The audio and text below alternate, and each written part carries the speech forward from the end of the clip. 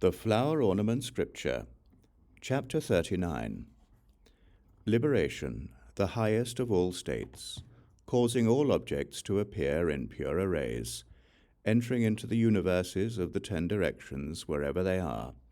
entering into the different universes in all directions, conscious of enlightenment in atomic particles, subtle and gross, showing all colors beautiful in nature, concentrating the totality in one space, treasuries of knowledge and virtue mature in the knowledge of infinite qualities of one form, praised by all Buddhas, having qualities that can never be fully told. Those enlightening beings who had gathered at the Jeta Grove and were sitting there immersed in the ocean of qualities of Buddha, illumined by rays of light from the Buddhas, as they were in a state of great ecstasy, having attained the light of the inconceivable state of enlightening beings. From their ecstasy emanated great arrays of mystical projections, pervading all universes, issuing from all of their bodies, their towers, their paraphernalia and their thrones, from everywhere in the Jeta Grove. In each successive mental moment, they emanated vast clouds of webs of light beams, pleasing to all worlds, suffusing the 10 directions. They filled the 10 directions with clouds of bells of all jewels, ringing with sounds bespeaking the virtues and qualities of the Buddhas of past, present, and future. They filled the 10 directions with clouds of voices of all beings, issuing from all objects, making sweet sounds telling of the fruits of all beings' actions. They filled the 10 directions with clouds of forms, showing the vows of all enlightening beings, and the various practices of enlightening beings, emanating voices telling of the undertakings of all enlightening beings. They emanated clouds of beatified embodiments of enlightening beings, filling the 10 directions, telling of the succession of Buddhas in all lands.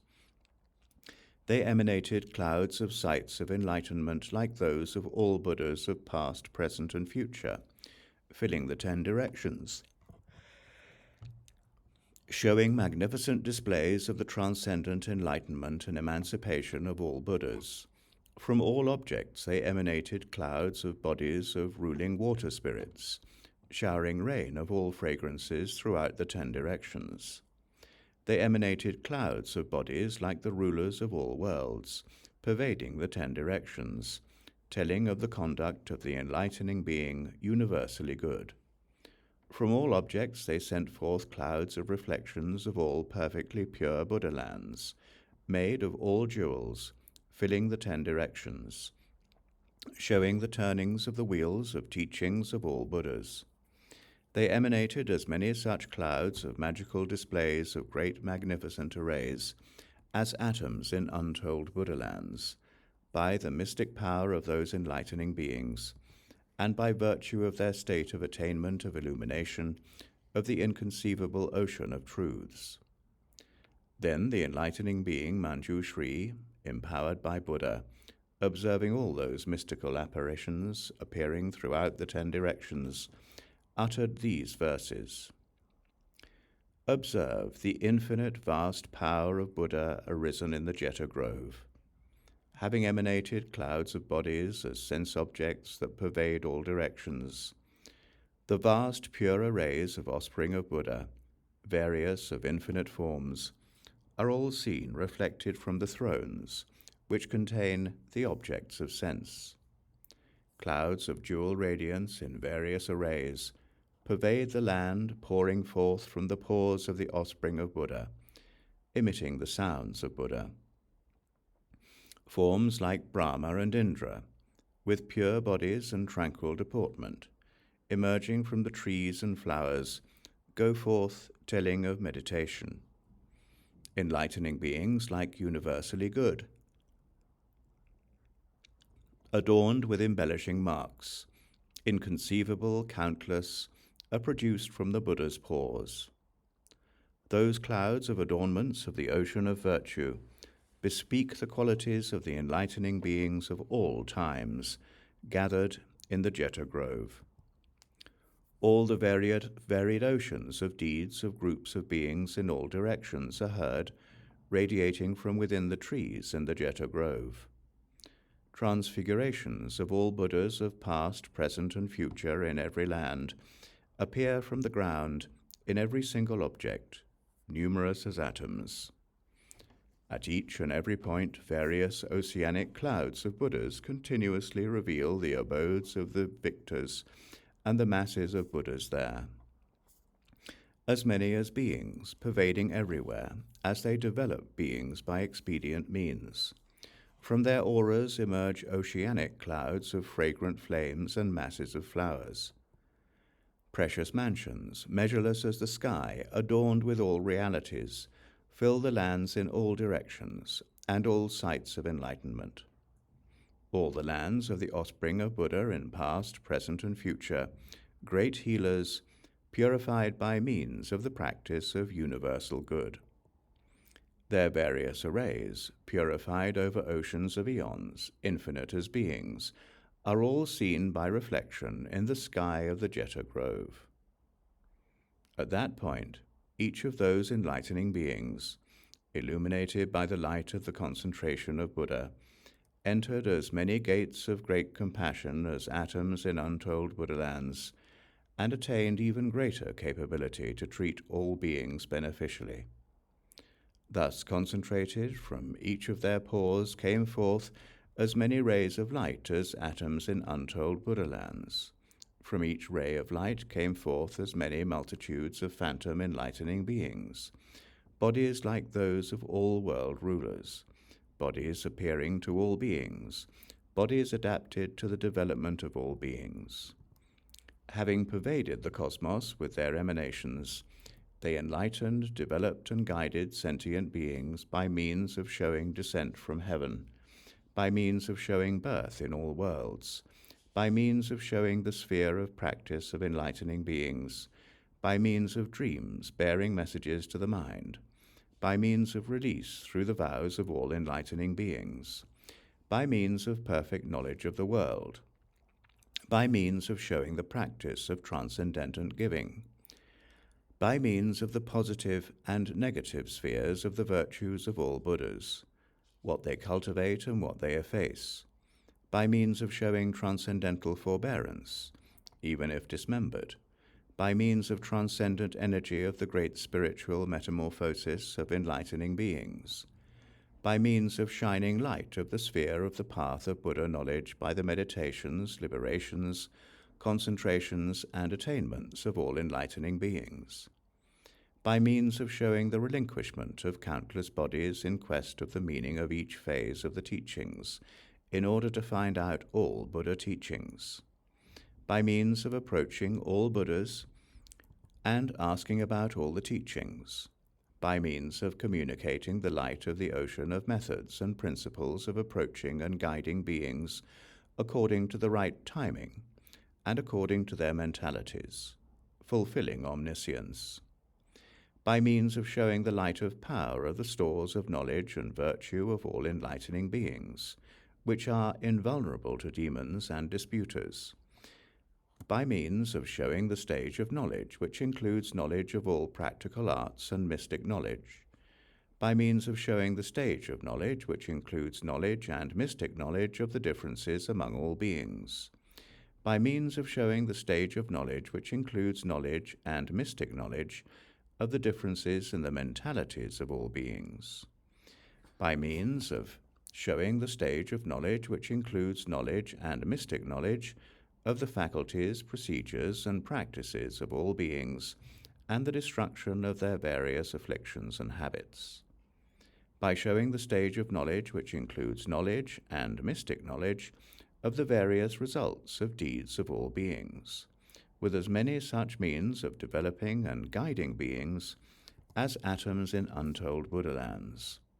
Those enlightening beings were seen to have come to the abodes of all sentient beings in all states of existence, with non-discriminatory great compassion, with non-discriminatory commitment, with non-discriminatory knowledge, with non-discriminatory effort to save all beings, for the purpose of fully developing beings according to their mentalities. Beings who could be guided by seeing them, by hearing them, by their halos, by the sound of their names, by their auras, by radiating nets of light beams. The enlightening beings in the Jeta Grove were seen by various arrays of projections pervading all realms of beings in all oceans of worlds, yet without leaving the presence of the Buddha. Some appeared pervading the 10 directions, their bodies on their thrones and their towers surrounded by their associates, yet without becoming absent from the presence of Buddha. Some appeared emanating clouds of apparitions to develop beings, yet without becoming absent from the assembly around the Buddha. Some appeared in the form of mendicants, some in the form of priests, some in bodies adorned head to foot with particular emblematic signs, some in the forms of scholars, scientists, doctors, some in the form of merchants, some in the form of ascetics, some in the form of entertainers, some in the form of pietists, some in the form of bearers of all kinds of arts and crafts. They were seen to have come in their various forms to all villages, cities, towns, communities, districts, and nations. With mastery of proper timing, proceeding according to the time, by modification of adapted forms and appearances, modifications of tone, language, deportment, situation, carrying out the practices of enlightening beings, which are like the cosmic network of all worlds, illumine the spheres of all practical arts, are lamps shedding light on the knowledge of all beings, are arrays of mystical displays of all realities, radiate the light of all truths, purify the establishment of vehicles of liberation of all places, and light up the spheres of all truths. They were seen to have come to all villages, towns, cities, districts, and nations for the purpose of leading sentient beings to perfection. At that time, Manjushri, in the form of a youth, was in his tower, together with enlightening beings of equivalent practice, perpetually attendant thunderbolt bearers, physical deities who had undertaken the making of power for all worlds and were willingly committed to attendance on all Buddhas, footstep-following deities committed to past vows, earth deities intent on hearing the teaching, greatly compassionate deities of springs, lakes, pools, reservoirs, and rivers, deities of fire shining with the radiance of the power of the light of wisdom, crowned deities of wind, area deities with knowledge illumining all regions, night deities involved in dispelling the darkness of ignorance, day deities involved in bringing forth the day of those who arrive at thusness, sky deities engaged in the adornment of the space of all elements of reality, ocean deities involved in rescuing all beings from the ocean of existence, mountain deities involved in gathering the store of all knowledge with a mind based on transcendentally lofty virtue, river deities engaged in adorning the bodies of all beings with the vow to cause all the qualities of Buddhas to appear, city deities engaged in protecting the city of the mind of all beings, and with dragon chiefs devoted to the city of all truths, spirit chiefs able to protect all beings, celestial musician chiefs engaged in increasing the bliss of all beings, demon chiefs engaged in repulsing all ghost-like tendencies, bird chiefs committed to taking all beings up out of the ocean of existence, Titans resolve to perfect the power of the body of those who arrive at thusness, which is beyond all worlds, serpent chiefs with bowed bodies who had attained the joy of the vision of Buddha, celestial chiefs appalled by the whirl of birth and death who look to what is higher, and most respectful Brahma chiefs, in attitudes of reverence. With a parade of such enlightening beings, the enlightening being Manjushri came forth from his place, circled the Buddha hundreds of times to his right, made many offerings to Buddha, then left the presence of the Buddha and went south on a journey in the human realm. Then the Venerable Shariputra, by the power of Buddha, Seeing the young Manjushri with this transfigured array of enlightening beings, having left the Jeta Grove and going south, conceived the desire to go on the journey to the human world with Manjushri. With a group of 60 monks, he went forth from where he was and approached the Buddha. Going up to the Buddha, he bowed his head to the Buddha's feet, then gazed at the Buddha. Given permission by the Buddha, he circled the Buddha 3 times to his right and went to Manjushri, accompanied by those 60 monks who were staying with him and who were novices, having but recently left home. Among those 60 monks were Sagara Buddhi, Mahasudatta, Punyaprabha, Mahavatsa, Vipudatta, Vishudacharin, Devashri, Indramati, Brahmottama, Prashantamati, and others. All those monks had served past Buddhas, had planted roots of goodness, had far-reaching zeal, had thoroughly purified faith and reason, were great in understanding and action, were capable of viewing the realm of Buddha and comprehended the inherent nature of things, were intent on the welfare and development of others, and sought the qualities of those who arrive at thusness. They were guided by the teaching of Manjushri.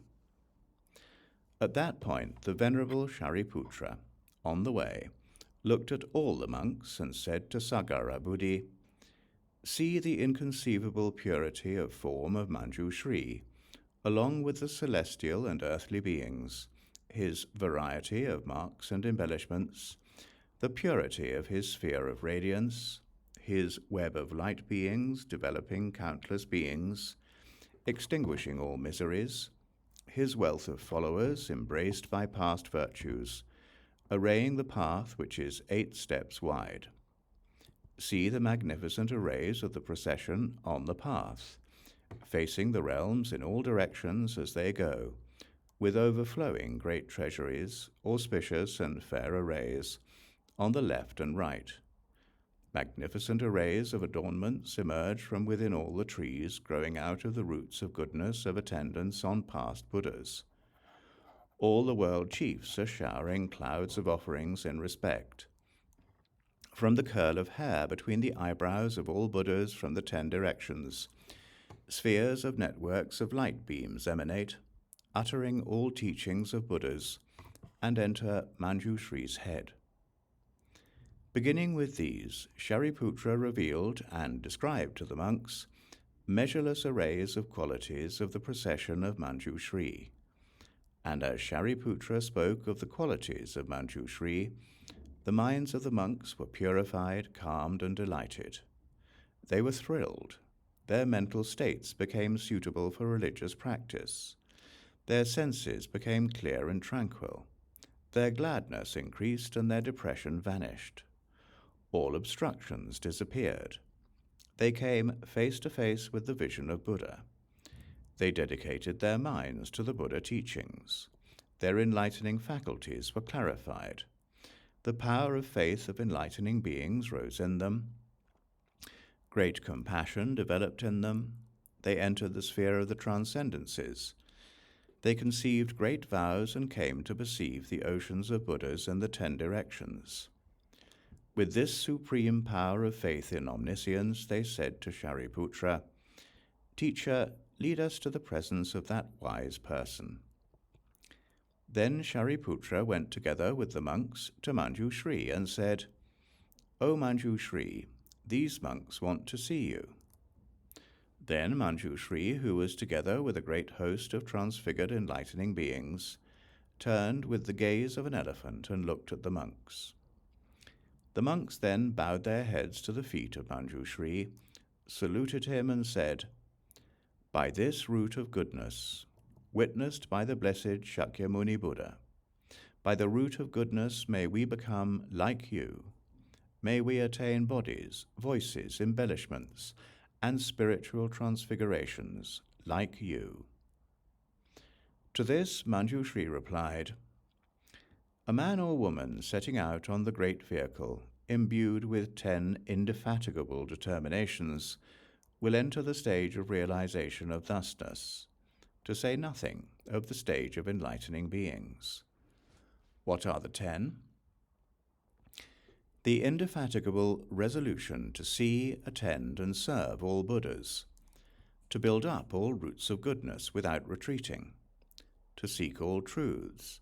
to practice all the transcendent ways of enlightening beings, to fully accomplish all concentrations of enlightening beings, to enter successively into all ages, to thoroughly purify all oceans of Buddha lands in the 10 directions, to lead all realms of sentient beings to perfect development, to carry out the practices of enlightening beings in all lands and ages, to fully attain each power of Buddhas by maturing all beings through the process of practicing as many transcendent ways as atoms in all Buddha lands, to mature each being. Men or women with faith who are imbued with these 10 indefatigable determinations grow in all roots of goodness, leave all compulsive, routine, mundane tendencies, drop out of all social castes, go beyond all stages of individual emancipation, are born in the family of all Buddhas, fulfill the vows of enlightening beings, become pure with the attainment of all qualities of the enlightened, become clarified in all the practices of enlightening beings, develop all the powers of Buddhas, overcome all demons and challenges, progress through the stages of enlightening beings, and reach Buddhahood. Then the monks, having heard this teaching, attained a concentration called sphere of the unobstructed eye of vision of all Buddhas, by the experience of which they saw the circles of assemblies of the Buddhas in all worlds throughout the 10 directions. They also saw all the beings in these worlds, and they also saw the various differentiations in those worlds. They also knew how many atoms were in these worlds. They also saw all the dwellings and furniture of those beings, made of various precious substances. They also heard the oceans of the qualities of the voice and the Buddhas in those worlds, and understood the various statements, allusions, expressions, mystic formulae, terminology, and concepts of their teachings. They also discerned the minds, faculties, and dispositions of the beings in those worlds, and called to mind the events of 10 lives past and future. They also comprehended the utterance of 10 cycles of teaching of those Buddhas. They also comprehended 10 states produced by mystical powers, 10 productions of guiding principles, and 10 productions of instructive statements. They also comprehended 10 accomplishments of analytic knowledge of those Buddhas. When they attained this concentration, they developed 10,000 qualities of the determination of enlightenment, entered 10,000 concentrations, and purified 10,000 aspects of transcendence. Having attained great illumination, being illumined by the sphere of great wisdom, they attained 10 mystic knowledges of enlightening beings. Manju Shri exhorted and led them, now with soft and delicate sprouts of mystic knowledge and firm determination for enlightenment, into the practice of the universally good, enlightening being. Based on the practice of the universally good, enlightening being, they entered into the oceans of great vows and began to carry them out. By undertaking the oceans of great vows, and by purification of mind, they attained purity of body. By physical purity, they gained physical lightness, by which physical purity and lightness they opened wide the doors to mystic knowledge and attained undiminishing mystic knowledge. By this attainment of mystic knowledge they appeared in multitudes of bodies to all the Buddhas in the 10 directions for the sake of accomplishing all Buddha teachings, yet without leaving the presence of Manju Shri. Then Manju Shri, having set those monks on the foundation of unexcelled true enlightenment, continued his journey to the human realm and came to a great city in the south named Danyakara. There he stayed with his retinue in a forest called Array of Various Standards of Strength, to the east of the city, at a shrine where past Buddhas had dwelt, established by Buddhas for the sake of perfecting sentient beings, the repute of which resounded in infinite lands, a place where the Buddha in the past, carrying out the practice of an enlightening being, relinquished many things that are difficult to relinquish, a place where gods, dragons, goblins, nymphs, titans, birds, centaurs, serpents, humans, and non-humans always presented offerings to the earth. There Manjushri expounded a scripture called Illumination of the Principles of the Cosmos, whence flowed 10,000,000 trillion scriptures. As he was expounding the scripture, many tens of hundreds of thousands of trillions of dragons came to him from the ocean. Having heard this teaching, disdaining the condition of dragons and desiring the qualities of Buddhahood, they left the state of dragons and gained birth as celestial or human beings. There 10,000 dragons became irreversible in their progress towards supreme enlightenment. And during his exposition of the teaching, innumerable beings were edified through the three vehicles. Now the people of the city heard that Manjushri had come and was staying at the shrine in the forest. Having heard this, pious men and women, boys and girls, each a company of 500, led by Mahaprajna, the foremost of the pious men, went from the city to where Manjushri was. Then the pious man, Mahaprajna, with a company of 500 pious men, such as Sudatta, Vasudatta, Punyaprabha, Yashodeva, Somashri, Somanandi, Sumati, Mahamati, Rahulabhadra, and Bhadrashri, went to Manjushri, bowed their heads to his feet, circled him 3 times, and then sat to one side. Then a pious woman named Mahaprajna, with a company of 500 pious women, including Suprabha, Sugatra, Subhadra,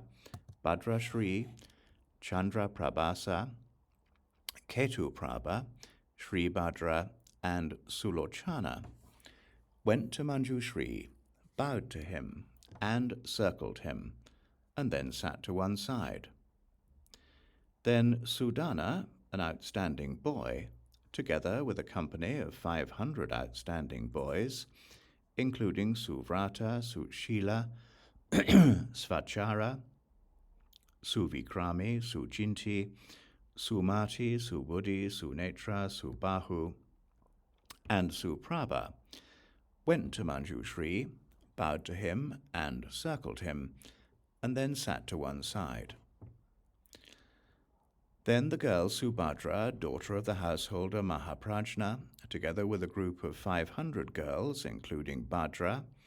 Abhiramavata,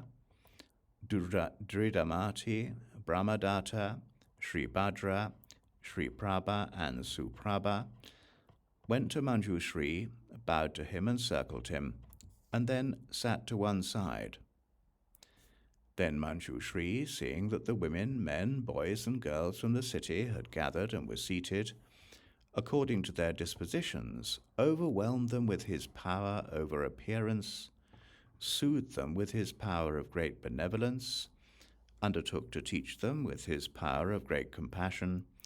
considered their mentalities with his power of knowledge, and, imbued with great analytic intelligence, wishing to expound the truth, he observed the outstanding boy Sudana. Why is Sudana called Sudana, which means good wealth? When Sudana was conceived in his mother's womb,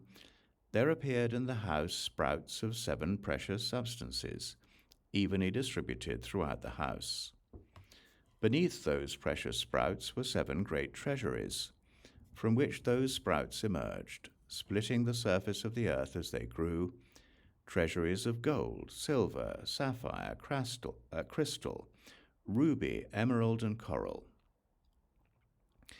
When his limbs were perfectly formed and he was born after 10 months, those treasuries which were 7 spans high, wide, and long, rose to the surface of the earth, opened, glittered, and shone. 500 vessels made of precious substances also appeared in the house, vessels of clarified butter, sesame oil, honey, and fresh butter, each equipped with all the necessary utensils. There also appeared diamond vessels filled with all kinds of perfumes, fragrant vessels filled with various cloths, crystal vessels filled with various foods and drinks, pearl vessels filled with various jewels, gold vessels filled with silver powder, silver vessels filled with gold powder, gold and silver vessels filled with agates, crystal vessels filled with sapphires, sapphire vessels filled with crystal jewels, emerald vessels filled with rubies, ruby vessels filled with emeralds, star sapphire vessels filled with water-clarifying jewels, water-clarifying jewel vessels filled with star sapphires. 500 such precious vessels appeared in the storerooms of the house simultaneously with the birth of Sudana, raining money, grain, gold, and various other valuables. Because of this great prosperity that appeared in the house by his mere birth, the fortune-tellers and priests and his parents and kin called him Sudana, good wealth.